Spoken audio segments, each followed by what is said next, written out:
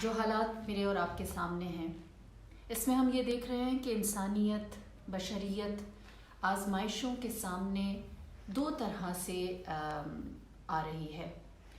ایک یہ کہ لوگوں کی امیدیں جو ہیں وہ ٹوٹ رہی ہیں، لوگ نا امید ہو رہے ہیں، ڈپریشن میں جا رہے ہیں، اور دوسری جانب آپ لوگوں نے بہت زیادہ دیکھا ہوگا کہ لوگ بازاروں میں اور گروسری سٹورز کے اندر اپنے لیے بہت ساری چیزوں کو جمع کر رہے ہیں اور طولانی آرزوؤں میں اور بہت ساری چیزوں کو اپنے لیے ذخیرہ کرنے میں مصروف۔ ہمیں امید کے ساتھ رہنا ہے یا اپنے لیے آرزوؤں کے ساتھ چلنا ہے؟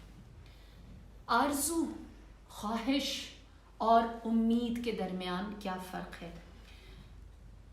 آرزو یا خواہش یا ذخیرہ اندوزی یا اپنے لیے بہت مال جمع کرنا یا اپنی ذات کے لیے رہنا یا پھر اپنی ہوس میں رہنا، اپنی فکر میں رہنا، خود خواہی اور خود غرضی میں رہنا یا خواہشات کا غلام بن کے رہنا، ایسا ہے جیسے انسان سراب کے پیچھے بھاگتا ہے، اس کا جواب یا اس کا حاصل یا اس کے بدلے میں اسے کچھ نہیں ملے گا۔ جبکہ دوسری جانب اللہ کی ذات سے امید رکھنا، بیماری کے اندر مثبت اور اپنے آپ کو اپنے قادر و قدیر جو سب سے زیادہ قدرت والی ہستی ہے اس سے جوڑے رکھنا، ایسا ہے جیسے انسان کسی چشمے کے پیچھے جاتا ہے یا چشمے تک پہنچتا ہے تو اس کے بدلے میں اسے میٹھا پانی ملتا ہے۔ آرزو جو ہے وہ بادل کی صورت ہے کہ جس کو انسان اگر چھو بھی لے تو اس کے ہاتھ میں کچھ نہیں آتا، لیکن اللہ کی ذات سے امید رکھنا بالکل بارش کی مانند ہے کہ جو انسان کو سرسبز و شاداب زرخیز کر دیتا ہے۔ حقیقتاً آرزویں جو ہیں وہ مجاز ہیں، ان کی اپنی کوئی حیثیت نہیں ہے، جبکہ اللہ سے امید رکھنا حقیقت ہے۔ آرزو جو ہے وہ فنا کی جانب ہے، وہ جواب ہے آخرت میں میرے اور آپ کے لیے، جبکہ ہماری اللہ کے لیے جو امید ہے وہ ابدی ہے، وہ نامہ اعمال ہے، وہ آخرت میں ہمارے لیے توشائے راہ ثابت ہوگا۔ لہٰذا اس صورتحال میں ہمیں اس خدا کی ذات سے متوکل اور جڑے ہوئے رہنا ہے۔ کیوں؟ کیونکہ ہم جانتے ہیں امیر المؤمنین جب اللہ کی درگاہ میں حاضر ہوئے تو آپ نے فرمایا ارحم من رأس مالہ الرجا، اے پروردگار اس پر رحم کر جس کا تمام تر سرمایہ تجھ سے امید ہے۔ رمضان میں ہم دعائے ابو حمزہ سمالی میں کیا پڑھتے ہیں؟ الحمدللہ الذی لا ارجا غیرہ، خدا کی حمد کرتے ہیں تو کہتے ہیں حمد ہے اس خدا کی جس کے سوا کوئی میری امید نہیں۔ وَأَرْجَوْتُ غَيْرَهُ لَأَخْلَفَ رَجَائِي، اور اگر اے پروردگار میں نے تیرے سوا کسی اور سے امید لگائی تو اس نے مجھے نا امید کر دیا۔ میری امیدوں کا محور و مرکز اللہ کی ذات ہے، اسی لیے امیر کائنات جب اللہ کے سامنے دعائے کمیل میں حاضر ہوتے ہیں تو فرماتے ہیں اللہم اغفر لی الذنوب التی تقطع الرجاء، اے پروردگار ہمارے وہ گناہ معاف کر دے جو ہماری امیدوں کو تجھ سے منقطع کر دیتے ہیں۔ بس اللہ سے امیدوار رہنا میرا اور آپ کا سب سے بڑا سرمایہ ہے۔ امیر المؤمنین فرماتے اعظم البلاء انقطاع الرجاء، سب سے بڑی بلا، سب سے بڑی آزمائش، سب سے بڑی مصیبت یہ ہے کہ انسان کے اوپر اللہ سے نا امیدی آ جائے، وہ اللہ کے غیر سے جڑ جائے یا وہ اللہ کی ذات سے اپنی امیدوں کو توڑ دے۔ اپنی سوچوں کا رخ کیا بیماری کی جانب کرنا ہے؟ نہیں، ہمیں یہ تلاش کرنا ہے کہ ہم اللہ کی رحمت سے اپنے آپ کو کیسے جوڑ سکتے ہیں۔ وہ خدا انسان کو بار بار اپنی جانب امید کے ساتھ بلاتا ہے، وہ کہتا ہے 3 دفعہ سورہ اخلاص پڑھیں اور 1 دفعہ سورہ فاتحہ پڑھیں۔ عمل کتنا سا ہے جو میرے خیال میں 3 منٹ میں ختم ہو جائے گا، لیکن وہ خدا کیا کہتا ہے، امید کیا دلاتا ہے ہمیں، بلکہ امید کیا، اس کا فضل کیسا ہے کہ وہ کہتا ہے اس کے بدلے میں پورے ختم قرآن کا ثواب دوں گا۔ عمل تھوڑا سا ہے لیکن اس کے بدل جو ثواب ہے اس کا حصول، اس تک پہنچنا خدا نے کتنا آسان بنا دیا۔ اور بے شمار ایسے اعمال ہیں کہ وہ اعمال بہت تھوڑے سے ہیں لیکن اللہ اس کے اندر ہمارے لیے کتنی زیادہ امید جگاتا ہے کہ تمہارے چھوٹے سے عمل کو بھی میں بہت زیادہ سمجھ کر لوں گا۔ دوسری چیز جو ہم اللہ کی ذات سے جوڑ سکتے ہیں، جس کے بارے میں ہمیں سوچنا چاہیے ہے، بیماری سے زیادہ وہ اللہ سے حسن ظن ہے۔ اللہ سے جو جیسا گمان رکھتا ہے، جو جیسا خیال رکھتا ہے، اللہ اس کے لیے ویسے ہی کرتا ہے۔ کہتے ہیں کہ ایک شخص تھا جو خانہ کعبہ میں گیا اور وہ دعا کر رہا تھا تو کہہ رہا تھا پروردگار تو مجھے معاف کر دے. پھر ساتھ ہی وہ کہتا میں جانتا ہوں میرا گناہ بہت بڑا ہے، تو مجھے معاف نہیں کرے گا، میں معافی کے لائق نہیں ہوں، پھر بھی میں تجھ سے دعا کرتا ہوں تو مجھے معاف کر دے. پھر وہ خود اپنے آپ سے کہتا کہ میں جانتا ہوں وہ مجھے معاف نہیں کرے گا، میرا گناہ بہت بڑا ہے. امام زین العابدین علیہ السلام وہیں موجود تھے. آپ اس کے پاس گئے، آپ نے کہا آپ نے فرمایا کہ تم بار بار یہ کیوں کہتے ہو کہ خدا تمہیں معاف نہیں کرے گا؟ اس نے کہا کیونکہ میرا گناہ بہت بڑا ہے، میں نے ایک بچے کو یتیم کیا ہے اور پھر اس کے مال کو غصب کیا ہے اور اس کی زوجہ کے ساتھ، اس بیوہ کے ساتھ میں نے ناسزا کیا ہے. تو امام نے جواب دیا ایک نفس کا قتل، ایک یتیم کا مال کھانا، ایک بیوہ کے ساتھ زیادتی کرنے سے زیادہ بڑا گناہ یہ ہے کہ تم اللہ کی رحمت سے مایوس ہو جاؤ. بس اللہ سے اچھا گمان رکھیں، اللہ سے اچھا خیال رکھیں. وہ خدا جو صاحب قدرت ہے، اگر وہ آپ کو نعمت دیتا ہے تو وہ نقمت یا آزمائش میں بھی آپ کا رب ہے. اس کی قدرت آپ کی خیر میں بھی ہے، تو آپ جب شر کا سامنا کر رہے ہیں تب بھی وہ صاحب قدرت ہے، آپ ہی کا رب ہے جس نے حضرت موسیٰ کے لیے ایک عصا میں اتنی طاقت ڈالی کہ اس نے نیل کو 2 ٹکڑے کر دیا. وہ خدا ہے جو جناب موسیٰ کی ماں کے دل میں اتنی امید جگاتا ہے کہ وہ ایک صندوق کے اندر اپنی نومولود کو رکھ کر پانی کے حوالے کر دیتا.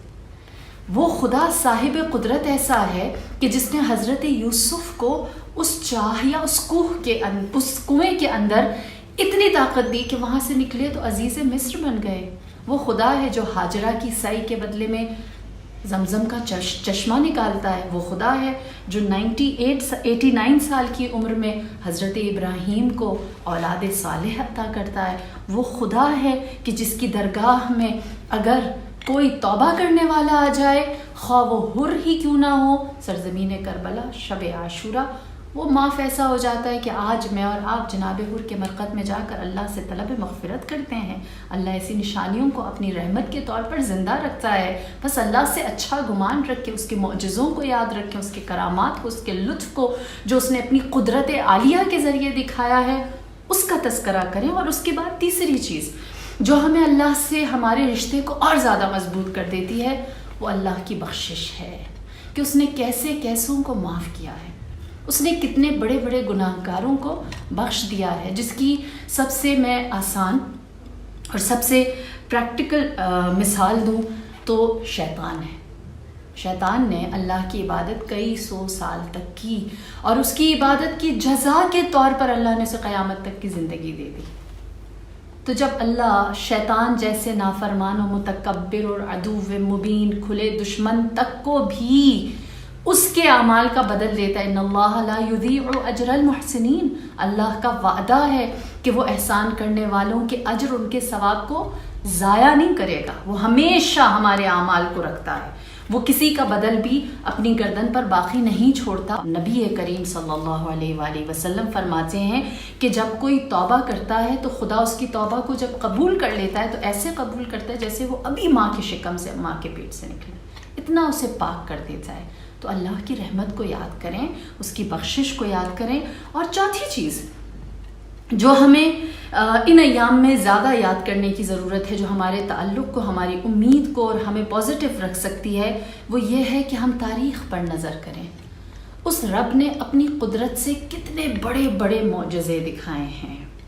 وہ جن کو قدرت دی، چاہے انہوں نے خانہ کعبہ کے بدلے میں اپنے لیے شداد نے ایک جنت ہی کیوں نہ آباد کر دی، وہ کہاں گئے؟ وہ فرعون جو خدائی کا دعویٰ کرتا تھا، وہ کہاں گیا؟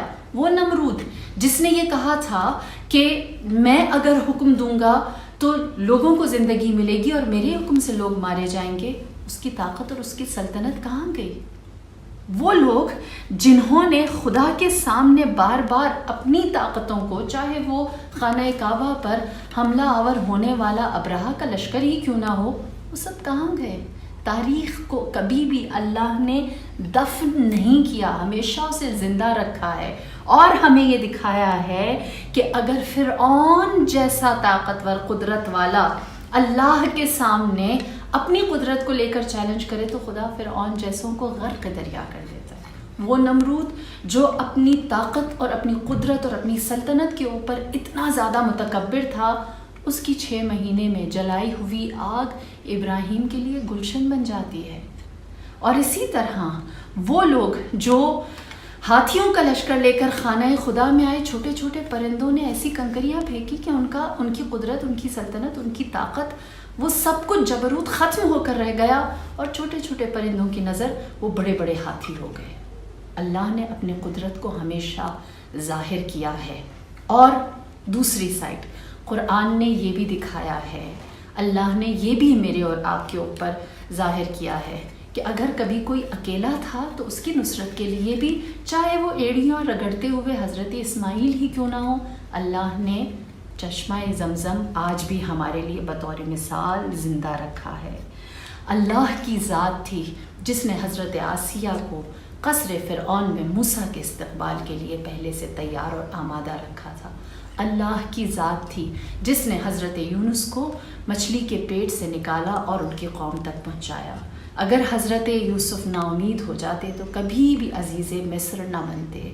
اسی طرح پروردگار عالم کی ذات تھی جس نے 23 سال کی مختصر سی مدت کے اندر خاتم الانبیاء کو پورے عالم کے اوپر ایک ایسی عظیم خوبصورت سلطنت اور حکومت اور حکمرانی دی کہ آج تک تاریخ عالم اس کے آگے خاموش ہے۔ بس ہم جب تاریخ پر نظر کرتے ہیں تو ہم دیکھتے ہیں شر کو اللہ اپنی قدرت سے لیتا ہے، اور جو خیر ہے وہ اکیلا بھی ہو تو اللہ اپنی قدرت سے اسے سنبھال دیتا ہے۔